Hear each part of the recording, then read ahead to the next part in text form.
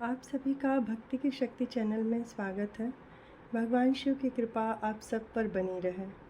कल हमने शिव बारात की कथा सुनी थी और उसके आगे आज हम शिव पुराण श्रृंखला में भगवान शिव का मैना द्वारा परिछन और उनके रूप को देखकर संतोष का अनुभव करना। अब चलिए आगे बढ़ते हैं कथा में। ब्रह्मा जी कहते हैं, नारद, तदंतर भगवान शिव प्रसन्न चित्त हो अपने गणों, समस्त देवताओं तथा अन्य लोगों के साथ कौतूहल पूर्वक गिरिराज हिमवान के धाम में गए। हिमाचल की श्रेष्ठ पत्नी मैना भी उन स्त्रियों के साथ घर के भीतर गईं और शंभु की आरती उतारने के लिए हाथ में दीपकों से सजी हुई थाली लेकर सभी ऋषि पत्नियों तथा अन्य स्त्रियों के साथ आदरपूर्वक द्वार पर आईं। वहां आकर मैना ने संपूर्ण देवताओं से सेवित गिरजापति महेश्वर शंकर को, जो द्वार पर उपस्थित थे, बड़े प्यार से उनका आरती किया। उनकी अंग कांति मनोहर चंपा के समान थी। उनके एक मुख और 3 नेत्र थे। प्रसन्न मुखार विंद पर मंद मंद मुस्कान की छटा छा रही थी। वे रत्न और सुवर्ण आदि से विभूषित थे। गले में मालती की माला पहने थे। सुंदर रत्नमय मुकुट धारण करने से उनका मुखमंडल उज्ज्वल प्रभा आदि से उद्भाषित हो रहा था। कंठ में हार आदि सुंदर आभूषण शोभा दे रहे थे। सुंदर कड़े और बाजूबंद उनकी भुजाओं को विभूषित कर रहे थे। अग्नि के समान निर्मम एवं अनुपम, अत्यंत सूक्ष्म, मनोहर, विचित्र एवं बहुमूल्य युगल वस्त्र से उनकी बड़ी शोभा हो रही थी। उनका मुखारविंद कोटि चंद्रमाओं से भी अधिक आह्लाददायक था। उनके श्रीअंगों की छवि कोटि कामदेवों से भी अधिक मनोहारिणी थी। वे अपनी सभी अंगों से परम सुंदर, ऐसे सुंदर रूप वाले उत्कृष्ट देवता भगवान शिव को जामाता के रूप में अपने सामने खड़ा देख मैना की सारी शोक चिंता दूर हो गई और वे परमानंद सिंधु में निमग्न हो गई और अपने भाग्य की, गिरजा की, गिरिराज हिमवान की और उनके समस्त कुल की भूरी भूरी प्रशंसा करने लगी। उन्होंने अपने आप को कृतार्थ माना और बार बार हर्ष का अनुभव कर सती मैना का मुख प्रसन्नता से खिल उठा था। वे अपने दामाद की शोभा का सानंद अवलोकन करती हुई उनकी आरती उतारने लगी। गिरजा की कही हुई बात को बार बार याद करके मैना को बड़ा विस्मय हो रहा था। वे हर्षोत्फुल्ल मुखारविंद से युक्त हो मन ही मन ये कहने लगी, पार्वती ने मुझसे पहले जैसा बताया था उससे भी अधिक सौंदर्य मैं इन परमेश्वर शिव के अंगों में देख रही हूँ। महेश्वर का मनोहर लावण्य इस समय अवर्णीय है। ऐसा सोचकर आश्चर्यचकित हुई मैना अपने घर के भीतर आई और सभी युवतियों से भूरी भूरी प्रशंसा करने लगी। गिरिराज नंदिनी बोले, शिवा धन्य है, धन्य है। कुछ कन्याएं कहीं दुर्गा तो साक्षात भगवती हैं। महारानी मैना से बोल रही थी, हम तो कभी ऐसा वर देखे ही नहीं और ना ही कभी ध्यान में ऐसे वर का अवलोकन करना है। इन्हें पाकर गिरजा धन्य। जब सभी सखियां माता पार्वती को कुल देवी की पूजा के लिए लेकर बाहर निकली तो सभी देवता उनके जगत की आदि कारणभूता जगत जननी पार्वती को देखकर भक्ति भाव से मस्तक झुका मैना सहित उन्हें प्रणाम किया। त्रिलोचन शिव ने भी बड़ी प्रसन्नता के साथ कनखियों से उन्हें देखा और उनमें सती की आकृति देखकर अपनी विरह वेदना को त्याग दिया। शिवा पर आंखें गड़ाकर भगवान शिव उस समय सब कुछ भूल गए और सारे अंगों में रोमांच हो गया। वे हर्ष का अनुभव करते हुए गौरी की ओर देखने लगे। गौरी उनकी आंखों में समा गई थी। इधर कालीपुरी से बाहर जाकर अंबिका देवी की पूजा करने के पश्चात ब्राह्मण पत्नियों के साथ पुनः अपने पिता के रमणीय भवन में श्री विष्णु आदि देवता तथा मुनि कौतूहल पूर्वक हिमराज के घर के भीतर गए और वहां उन्होंने वैदिक और लौकिक आचार का यथार्थ रीति से पालन करके भगवान शिव के दिए हुए आभूषणों से देवी शिवा को अलंकृत करवाया। सखियों और ब्राह्मणों की पत्नियों ने पहले पार्वती को स्नान कराया, फिर सब प्रकार से वस्त्राभूषणों द्वारा विभूषित करके उनकी आरती उतारी। तीनों लोकों की जननी महाशैलपुत्री सुंदरी शिवा दिव्य वस्त्राभूषणों से सुसज्जित हो मन ही मन भगवान शिव का ध्यान करती हुई वहीं बैठी। उस समय उनकी बड़ी शोभा हो रही थी।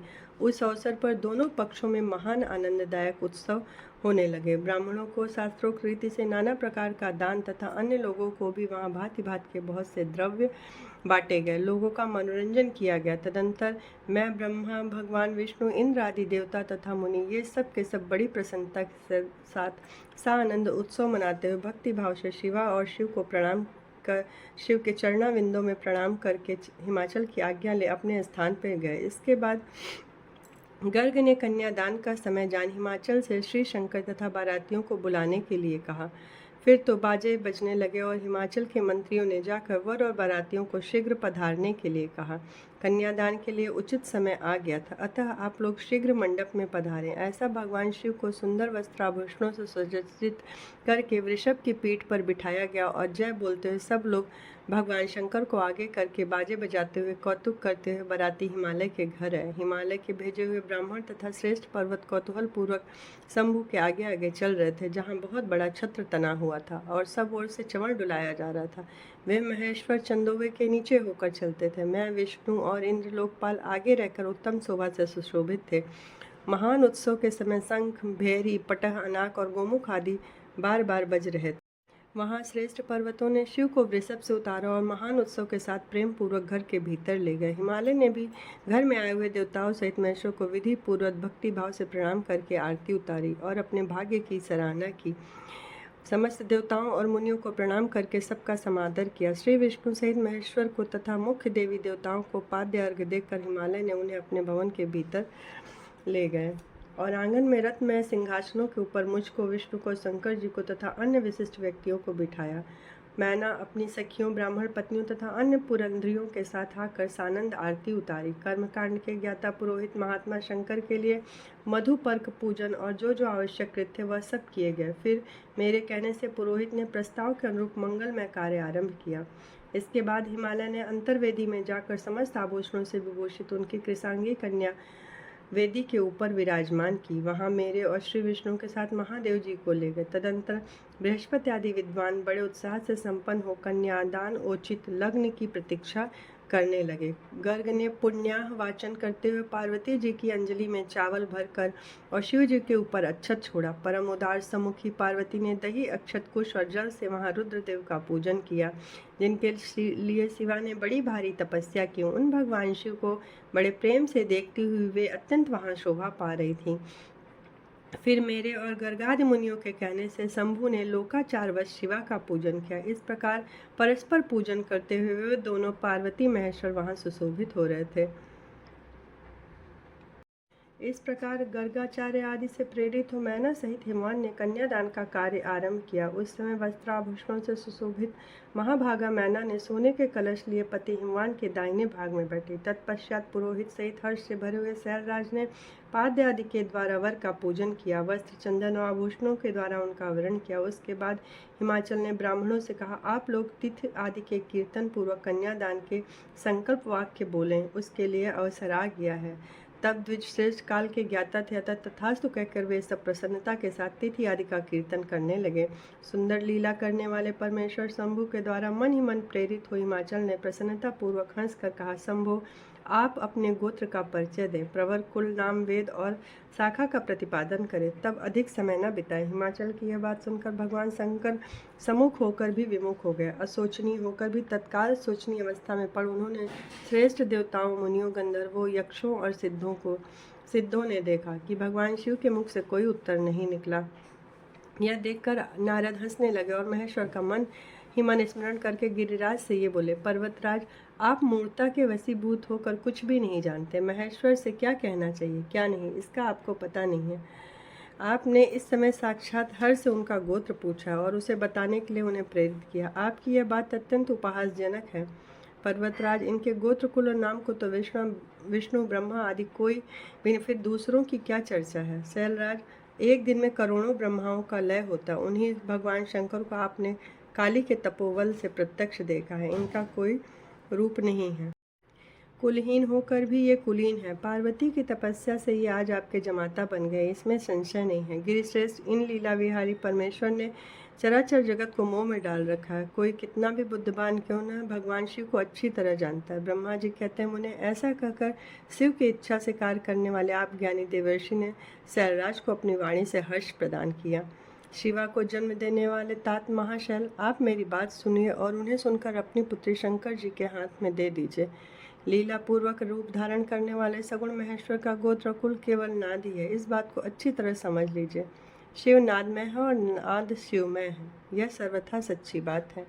यह सब सुनने के बाद तदंतर हिमालय ने विधि द्वारा प्रेरित होकर भगवान शिव को अपनी कन्या का दान कर दिया। कन्यादान करते समय वो बोले, इमाम कन्याम तुभ्यहम ददामि परमेश्वर भायार्थम परिग्रहणस्य प्रसीद सकलेश्वर। हे परमेश्वर, मैं अपनी यह कन्या आपको देता हूँ, आप इसे अपनी पत्नी बनाने के लिए ग्रहण करें। सर्वेश्वर, इस कन्यादान से आप संतुष्ट हों। इस मंत्र का उच्चारण करके हिमाचल ने अपनी पुत्री त्रिलोक जननी पार्वती को उन महान देवता रुद्र के हाथ में दे दिया। इस प्रकार शिवा का हाथ शिव के हाथ में रखकर शैलराज मन ही मन बहुत प्रसन्न हुए और अपने मनोरथ के महासागर को पार गए। परमेश्वर महादेव जी ने प्रसन्न हो वेद मंत्र के उच्चारण पूर्वक गिरजा के कर कमलों को अपने हाथों में लिया। लोकाचार के पालन की आवश्यकता को दिखाते हुए उन भगवान शंकर ने पृथ्वी का स्पर्श करके को अदातः इत्यादि रूप से काम संबंधी मंत्र का पाठ किया। उस समय वहाँ सब और महान आनंददायक महोत्सव होने लगा। हिमालय ने दहेज में अनेक प्रकार के द्रव्य, रत्न, पात्र, सुसज्जित गौवें, 1,00,000 सजे सजाए घोड़े, करोड़ों हाथी, उतने सुवर्ण जड़ित रथ आदि वस्तुएं दी। इस प्रकार परमात्मा शिव को विधि पूर्वक अपनी पुत्री कल्याणमयी पार्वती का दान करके हिमालय कृतार्थ हो गए। इसके बाद शैलराज ने यजुर्वेद की मध्य नंदिनी शाखा में वर्णित स्त्रोत के द्वारा दोनों हाथ जोड़कर प्रसन्नता पूर्वक उत्तम वाणी में परमेश्वर शिव की स्तुति की। तत्पश्चात वेदवेत्ता हिमाचल के आज्ञा देने पर मुनियों ने शिवा के सिर पर अभिषेक किया और महादेव जी का नाम लेकर उस अभिषेक की विधि पूरी की। उस समय बड़ा आनंददायक महोत्सव हो रहा था। नारद तदंतर मेरी आज्ञा पाकर महेश्वर ने ब्राह्मणों द्वारा अग्नि की स्थापना करवाई और पार्वती को अपने आगे बिठाकर ऋग्वेद, यजुर्वेद तथा सामवेद के मंत्रों द्वारा अग्नि में आहुतियाँ दी। तात उस समय काली के भाई मैना ने लावा की अंजलि दी और काली तथा शिव दोनों ने आहुति देकर लोकाचार का आश्रय ले प्रसन्नतापूर्वक अग्निदेव की परिक्रमा की। तदंतर शिव की आज्ञा से मुनियों सहित शिव का विवाह का शेष कार्य मैंने शिव और शिवा का विवाह का शेष कार्य प्रसन्नतापूर्वक पूरा किया। फिर दोनों दंपति के मस्तक का अभिषेक हुआ। ब्राह्मणों ने आदरपूर्वक ध्रुव का दर्शन कराया। तत्पश्चात हृदयालंबन का कार्य हुआ। फिर बड़े उत्साह के साथ स्वस्ति वाचन किया गया। इसके पश्चात ब्राह्मणों की आज्ञा से शिव ने शिवा के सिर में सिंदूर दान किया। उस समय गिरिराज नंदिनी उमा की शोभा अद्भुत और अवर्णीय हो गई। फिर ब्राह्मणों के आदेश से वे शिव दंपति एक आसन पर विराजमान हो भक्तों के चित्त को आनंद देने वाली उत्तम शोभा पाने लगे। तदंतर अद्भुत लीला करने वाले उन नौ दंपति ने मेरी आज्ञा पाकर अपने स्थान पर शस्त्र प्राशन किया। इस प्रकार विधि पूर्वक उस वैवाहिक यज्ञ के पूर्ण हो जाने पर भगवान शिव ने मुझ लोक सृष्टा ब्रह्मा को पूर्ण पात्र दान किया। फिर शंभु ने आचार्य को गोदान, मंगलदायक जो बड़े बड़े दान बताए गए वे भी सहर्ष संपन्न किए गए। तत्पश्चात बहुत से ब्राह्मणों को पृथक पृथक 100 सुवर्ण मुद्राएं, करोड़ों रत्न तथा अनेक प्रकार के द्रव्य बांटे गए। उस समय सब देवता तथा दूसरे चराचर जीव मन में बड़े प्रसन्न हो जोर जोर से जय जयकार की ध्वनि होने लगी और सब और मांगलिक शब्द और गीत होने लगे। वाद्यों की मनोहर ध्वनि होने लगी। इसके बाद श्री विष्णु, मैं, देवता, ऋषि तथा अन्य सब गिरिराज से आज्ञा ले बड़ी प्रसन्नता के साथ शीघ्र ही अपने अपने स्थान पर चले गए। उस समय हिमालय नगर की स्त्रियां आनंद मग्न हो शिव पार्वती को लेकर कोहबर में गईं। वहां उन सब ने आदरपूर्वक वर वधु को लोकाचार का संपादन कराया। उस समय सब और परमानंद महान उत्साह छा रहा था। तदंतर वे स्त्रियां उन लोक कल्याणकारी दंपति को साथ ले कौतुकागार में गई और वहां भी प्रसन्नता पूर्वक लोकाचार का संपादन हुआ।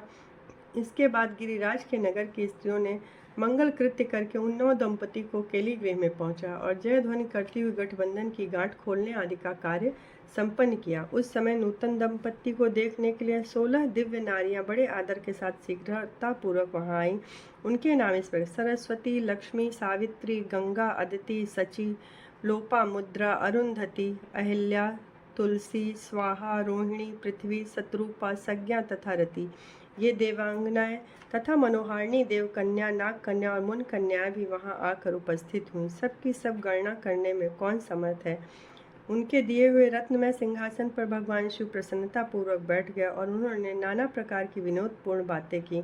तदंतर प्रसन्नचित्त हुए महेश्वर ने अपनी पत्नी के साथ मिष्ठान भोजन आचमन करके कपूर डाला हुआ पान खाया।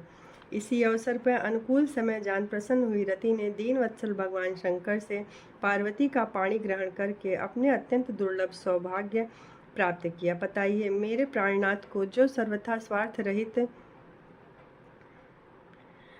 भगवान पार्वती का पाणी ग्रहण करके आपने अत्यंत दुर्लभ सौभाग्य प्राप्त किया है। बताइए, मेरे प्राणनाथ को जो सर्वथा स्वार्थ रहित थे, आपने क्यों भस्म किया? अब यहाँ मेरे पति को जीवित कीजिए और अपने अंतःकरण में काम संबंधी व्यापार को जगाइए। आपको और मुझको जो समान रूप से वियोग जनित संताप प्राप्त हुआ, उसे दूर कीजिए। महेश्वर, विवाह उत्सव में सब लोग सुखी हुए, केवल मैं ही अपने पति के बिना दुख में डूबी हूँ। शंकर, प्रसन्न होइए और मुझे सनाथ कीजिए।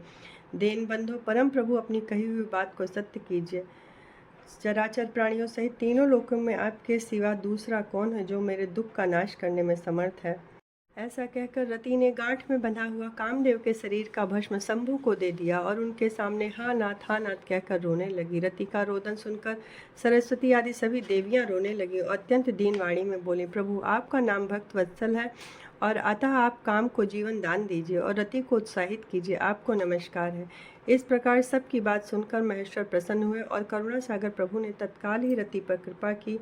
भगवान शूलपाणी की अमृतमयी दृष्टि पड़ते ही पहले जैसे रूप, वेश और चिन्ह से युक्त अद्भुत मूर्तिधारी सुंदर कामदेव उस भस्म से प्रकट हो गए। अपने पति को वैसा पाकर आकृति मंद मुस्कान धनुष बाण से देख रति ने महेश्वर को प्रणाम किया। वह कृतार्थ हो गए। उसने प्राणनाथ की प्राप्ति कराने वाले भगवान शिव को अपने जीवित पति के साथ हाथ जोड़कर बार बार स्तवन किया। पत्नी सहित काम की हुई इस स्तुति को सुनकर दयाद्र हृदय भगवान शंकर अत्यंत प्रसन्न हुए और इस प्रकार बोले, पत्नी सहित तुमने जो स्तुति की है उससे मैं बहुत प्रसन्न हूँ। स्वयं प्रकट होने वाले काम, तुम वर मांगो, मैं तुम्हें मनवांछित वर दूंगा। शंभु का यह वचन सुनकर कामदेव ने कहा, देवाधिदेव करुणा सागर प्रभु, यदि आप मुझ पर प्रसन्न हैं तो मेरे लिए आनंददायक होइए। प्रभु, पूर्व काल में मैंने जो अपराध किया उसे क्षमा कीजिए। स्वजनों के प्रति परम प्रेम, अपने चरणों की भक्ति दीजिए। यह सुनकर महेश्वर शिव प्रसन्न हो बोले, बहुत अच्छा। इसके बाद उन करुणानिधि ने कहा, महामते कामदेव, मैं तुम पर प्रसन्न हूँ। तुम अपने मन से भय को निकालो, भगवान विष्णु के पास जाओ और घर से बाहर ही रहो और इस घर से बाहर ही रहो। तदंतर काम शिव जी को प्रणाम करके बाहर चले गए। विष्णु आदि देवताओं ने उन्हें आशीर्वाद दिया। इसके बाद भगवान शंकर ने वास भवन में पार्वती को बाएं बिठाकर भोजन कराया और पार्वती ने भी प्रसन्नता पूर्वक उनका मुंह मीठा किया। तदंतर वहां लोकाचार का पालन करते हुए मैना और हिमवान की आज्ञा ले भगवान शिव जनवासे में गए। उस समय महान उत्सव हुआ और वेद मंत्रों की ध्वनि होने लगी। रात्रि व्यतीत होने पर सुबह फिर गिरिराज ने हिमवान ने बरातियों को भोजन कराने के लिए अपने आंगन को सुंदर ढंग से सजाया तथा अपने पुत्रों एवं अन्य पर्वतों को भेजकर शिव सहित सब देवताओं को बुलाया। जब सब लोग आ गए तब उनको बड़े आदर के साथ उत्तम भोज्य पदार्थ भोजन कराया। भोजन के पश्चात हाथ मुंह धुला कुल्ला कराया। विष्णु आदि सब देवता विश्राम के लिए अपने अपने डेरे में गए। मैना की आज्ञा से साध्वी स्त्रियों ने भगवान शिव से भक्ति पूर्वक प्रार्थना करके उन्हें उत्सव से परिपूर्ण सुंदर वास भवन में ठहराया। मैना के दिए हुए मनोहर रत्न सिंहासन पर बैठकर आनंदित शंभु ने उस वास मंदिर का निरीक्षण किया। यह भवन प्रज्वलित हुए सैकड़ों रत्नमय प्रदीपों के कारण अद्भुत प्रभा से उद्भाषित हो रहा था। वहां रत्नमय पात्र तथा रत्नों के ही कलश रखे गए। ऐसे वास भवन को देखकर गिरिराज हिमालय की प्रशंसा करते हुए भगवान महेश्वर बहुत संतुष्ट हुए और रत्न अति रमणीय रत्न जटित उत्तम पलंग पर परमेश्वर शिव बड़ी प्रसन्नता के साथ लीला पूर्वक सोए और सुबह उठकर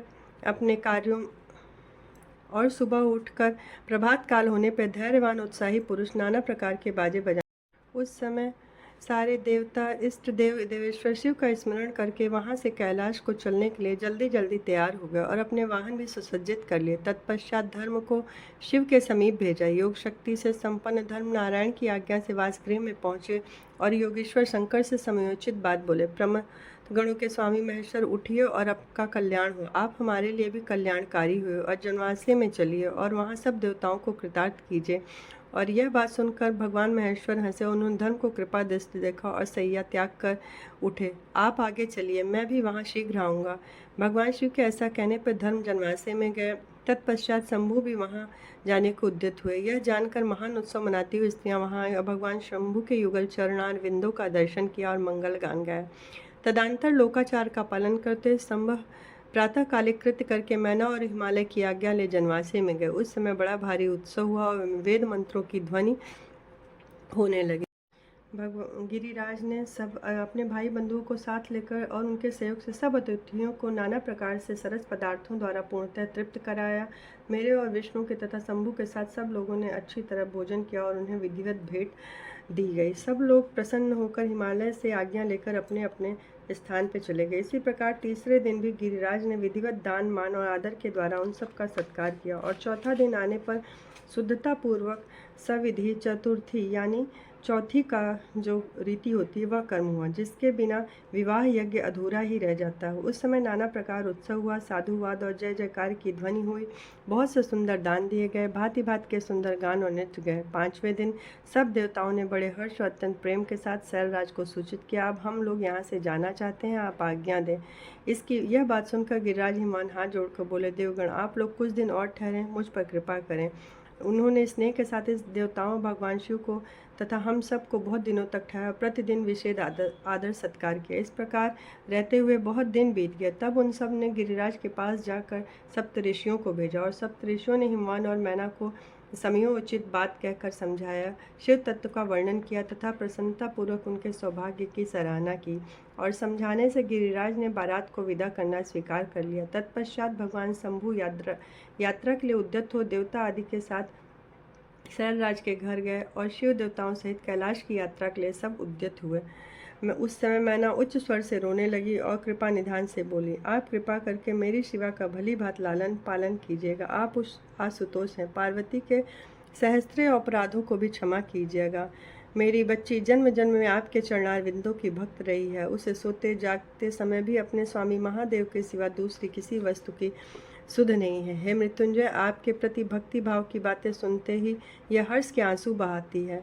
आपकी निंदा सुनकर ऐसा मौन साध लेती है मानो मर ही जाएगी। इस प्रकार कहकर मैना अपनी बेटी शिवा को उनके हाथों में सौंप दिया और उन दोनों के सामने उच्च स्वर से रोती हुई वह मूर्छी हो गई। तब महादेव ने मैना को समझाकर सचेत किया और उनसे विदा ले देवताओं के साथ महान उत्सव पूर्वक यात्रा की। इस प्रकार देवताओं सहित शिव की श्रेष्ठ यात्रा का वर्णन किया गया है। अब आगे की कथा सुनिए।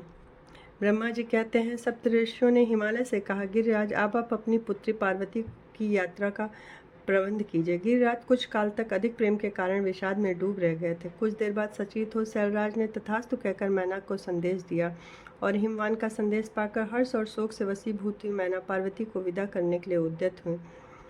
शैलराज की प्यारी पत्नी मैना ने विधि पूर्वक वैदिक एवं लौकिक कुलाचार का पालन कर उन्होंने नाना प्रकार के उत्सव मनाए और रत्न जटित सुंदर वस्त्रों और 12 आभूषणों द्वारा राजोचित श्रृंगार करके पार्वती को विभूषित किया।